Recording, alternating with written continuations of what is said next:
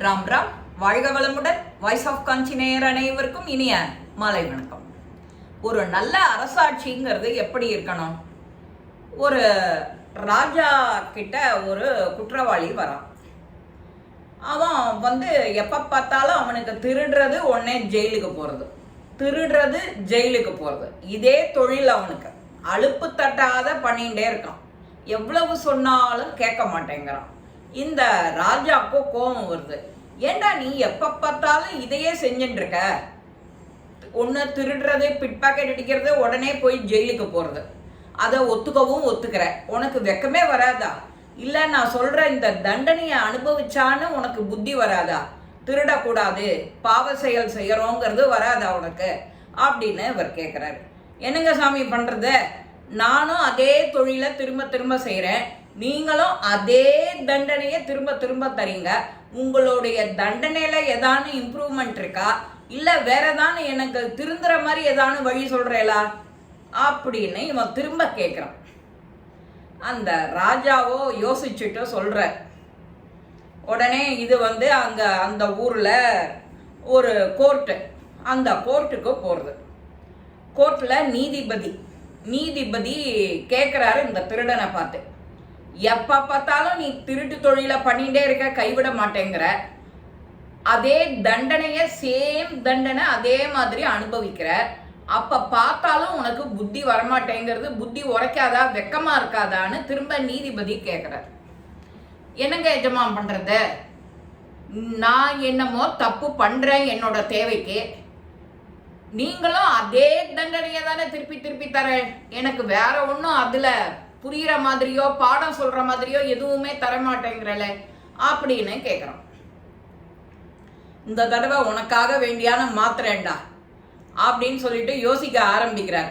இவன் ஒரு திருடனா இருந்தா கூட அந்த திருடன் யோசிக்க வச்சுட்டான் இல்லையா? அதுதான் முக்கியமான பாயிண்ட்.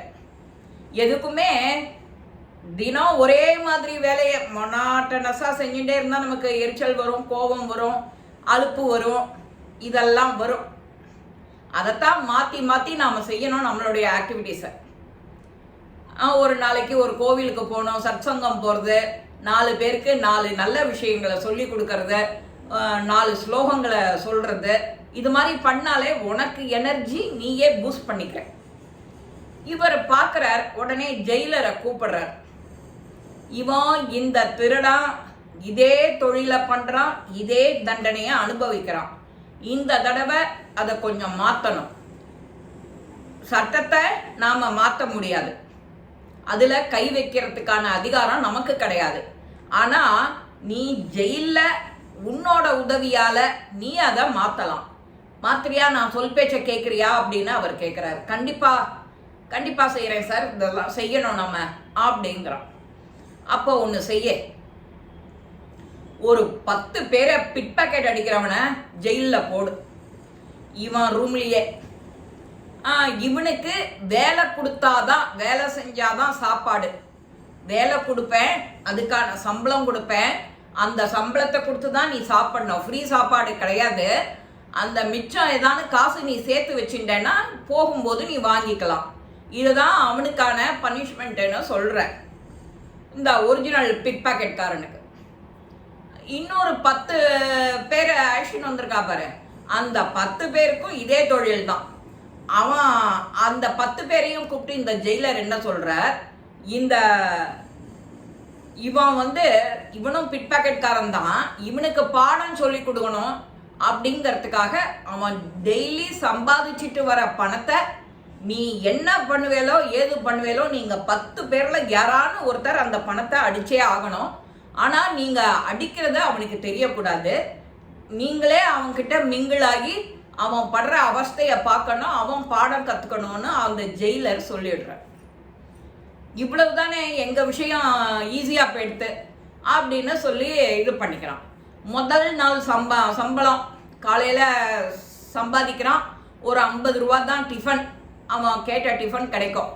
அதே மாதிரி மத்தியானம் சாப்பாடு 100 ரூபா, 250 ரூபா ஒரு நாளைக்கு அவனுக்கு சம்பளம். அதில் 150 ரூபா பெறுறது, பாக்கி 100 ரூபா நீ சேர்த்து வச்சுக்கலாம். இது சொல்லும் போதே முதல் நாள் சம்பளம் வேலை செஞ்சுட்டு வரான். அந்த திருடர்களில் ஒருத்தன் நன்னா களவாடிடுறான். களவாடிட்டு அன்னைக்கு அவன் சாப்பிட முடியல. காசு கொடுத்தாதான் அவனுக்கு சாப்பாடு. அவன் கெஞ்சறான், கதறான் ஜெயிலர்கிட்ட, ஐயா என்னோட காசு போயிடுத்து, நான் என்ன தப்பு பண்ணினேன், நான் உழைச்சி தானே சாப்பிடணும், நீங்கள் சொன்னேன் அதை தானே நான் செஞ்சேன், அது எப்படி என்னோட பணம் காணாமல் போயிடுத்துன்னு புலம்புறான், அழறான், உருள்றான், பெறல்றான். எத்தனை கெஞ்சினாலும் அவனுக்கு அன்னைக்கு கிடைக்கல. கடைசியாக போகிறதுன்னு அவனோட பசிக்கு கொஞ்சமாக ஆகாரம் போடுறாரு அந்த ஜெயிலர். இந்த மிச்ச இந்த 9-10 பேரும் வேடிக்கை பார்க்குறா இவனை பார்த்தா பாவமாக இருக்கு அவளுக்கெல்லாம். இன்ன கதறானே, உடம்பால உழைக்கிறானே, அவனுக்கு சாப்பாடு கிடைக்கலையே அப்படிங்கிற வருத்தம் அவளுக்கெல்லாம். அவ ஒருத்தருக்கு ஒருத்தர் பேசிக்கிறா, இந்த வேலையை நாளைக்கு செய்யலாமா வேண்டாமா அப்படின்னு. இதை நாம செய்யலைன்னா நமக்கு சேர்த்து தண்டனை கொடுப்பேன்னு சொல்லிட்டார் ஜெயிலர். அதனால நம்ம 10 பேர்ல யாரான ஒருத்தன் தான் இந்த பணத்தை அடிக்க போறோம், ஒருத்தன் தான் கஷ்டப்பட போறோம்.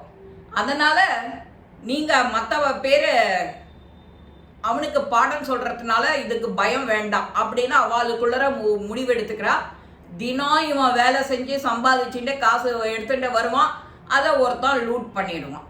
இது அப்படியே தொடர்ந்து செஞ்சுட்டே இருக்கா. கடைசி நாள் இவனோட தண்டனை முடிகிற காலமும் வருது. அவன் நேர நீதிபதியே நேர வரார் ஜெயிலுக்கு இவனை பார்க்கறதுக்கு, திருடனை பார்க்கறதுக்கு. பிட் பாக்கெட் ஒரிஜினல் திருடா இருந்தான் இல்லையா, அவனை பார்க்கறதுக்கு வரார். என்னப்பா ஜெயிலெலாம் எப்படி இருந்தது, உனக்கு தண்டனையை ஏதோ மாற்றணும் கீத்தணும்னு சொன்னி என் தண்டனை மாற்றி கொடுத்துட்டேன், இப்போ நீ எப்படி ஃபீல் பண்ணுற, எப்படி இருந்தது, நீ என்ன கற்றுண்ட அப்படின்னு அவர் சரமாரியாக கேள்வி கேட்குறார். எஜமா நான் தப்பு பண்ணிட்டேன்னு கதறான். ஒத்தரம் உழைச்சிண்டு வர காசு அதை எப்படி நோகாம நாங்க திருடிண்டு வரோம் அப்படிங்கறது எனக்கு சத்தியமா புரிஞ்சுது. இனிமே நான் வாழ்க்கையில திருடவே மாட்டேன் அப்படின்னு அவன் சொல்றான். மிச்சம் இருந்த இந்த 10 பேர் இன்னொரு பிட் பாக்கெட் இவங்கிட்ட இந்த திருடினான் இல்லையா, அவளும் சேர்ந்து சொல்றா, திருடே வேண்டாம்.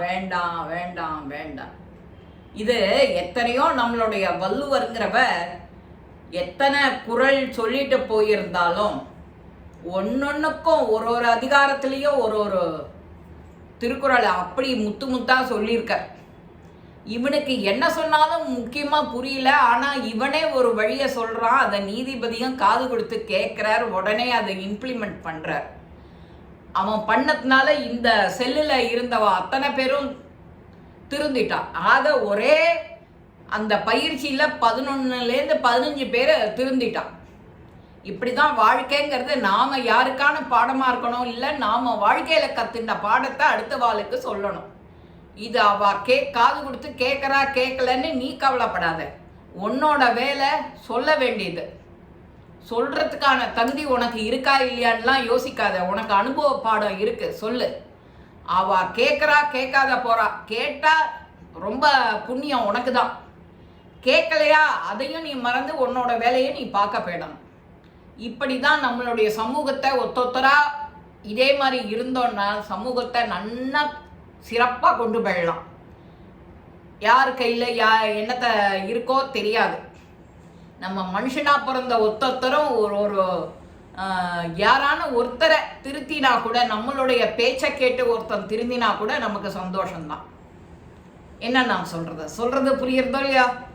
அதனால ஒரு சின்ன விஷயம்தான், திருடனே எனக்கு போர் அடிக்கிறது, எனக்கு அந்த பனிஷ்மெண்ட் வேண்டாம், வேற மாத்து, என்னை திருந்துறதுக்கு ஒரு சமயத்தை கொடுன்னு அவனே கேட்டு அந்த தண்டனையை மாற்றி அவனும் பாடம் கத்துண்டு